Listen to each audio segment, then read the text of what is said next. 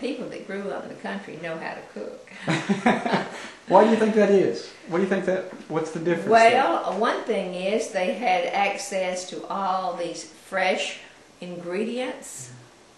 Now, you can't cook good peas unless you just went out to the garden and picked them and shelled them and put them in the pot. I mean, people can say they're good, and they will pass, but they're not like what you grow yourself in really fresh produce. Mm-hmm.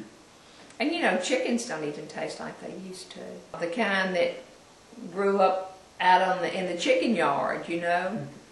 I can remember my grandmother was one of the most humble women. Well, she was the most humble person I've ever known in all my life. Now, this was my maternal grandmother and the wife of the preacher I was talking about. And, of course, they had a lot of unexpected company. But I can see her put that straw hat on her head, go to her garden with her little hoe and dig her some potatoes, and go to kill a chicken right there. And she could start at 10 o'clock on Saturday morning, and by noon she'd have the most wonderful meal spread out you have ever seen. Now, it was all things that she either grew or raised or somebody swapped for something that they grew.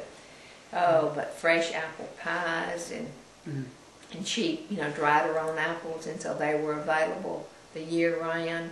You just don't do things like that anymore. Now we go to the kitchen, open a can of soup, and say, here it is.